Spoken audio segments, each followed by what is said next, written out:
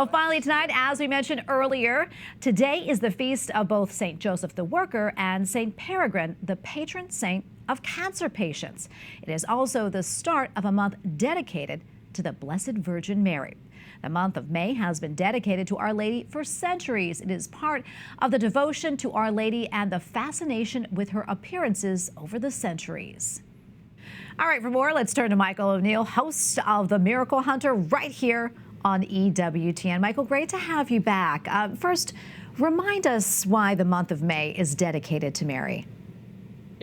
Well, this is the big month throughout the entire world where we see Marian devotions, feast days, May crownings. This is the month where we honor Mary in a big way. So it's an important day for Catholics all around the world. It absolutely is. And how many apparitions of Mary have been recorded throughout history? Do you know? So on my website, miraclehunter.com, I have documented as many as 2,500 Marian apparitions throughout Christian history. A much smaller number have been approved by the Church, of course. We see as about 30 where a local bishop has established them as supernatural, and the Vatican has approved something like 16 Marian apparitions. So the number of times Mary has appeared throughout history is quite staggering. Yeah, it certainly is. I understand there is a new document about the approval of Marian apparitions. What can you tell us about that?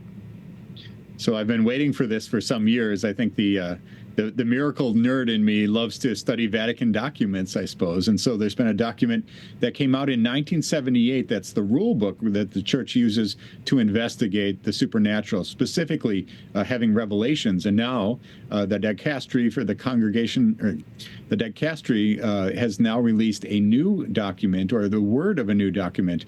Cardinal Fernandez has issued the warning, or the indication that we'll be seeing a document coming out. And that'll be the way that the Church looks at the apparitions of the Virgin Mary and other revelations given in the modern world. Yeah, and what do you think, we should take from the appearances of the Blessed Mother? Are there any themes or anything that's consistent with her appearances?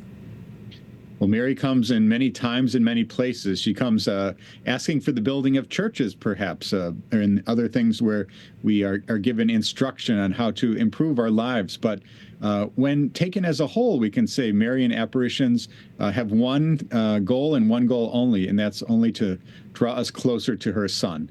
So I think that that's the takeaway from Marian apparitions anywhere in the entire world. And what about your show, Explore with the Miracle Hunter? How does that deal with Marian apparitions? What can you tell us about that?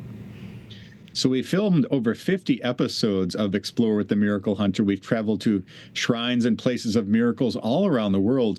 And you might guess that having my focus on Mary throughout the years and some of the great miracle stories in history relating to Mary, we have many recreations and episodes dedicated to apparitions of the Virgin Mary. And I know that viewers really get excited to learn about those stories. We all know Fatima, Lourdes, and Guadalupe, but the Explorer series likes to shed some light on those lesser-known cases around the world.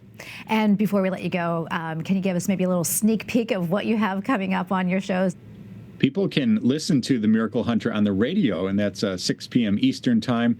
And on Saturday at 7 p.m. Eastern Time, we see Explore with the Miracle Hunter. And we've got episodes coming out of England and Ireland coming up, other episodes out of France and other places. And South America is the location of some new episodes that were filmed just this past year. So it's an exciting time to be traveling the world and bringing these shows to air. Absolutely, and we just love them. So, Michael, thank you so much for taking the time to be with us. God bless you. Thank you.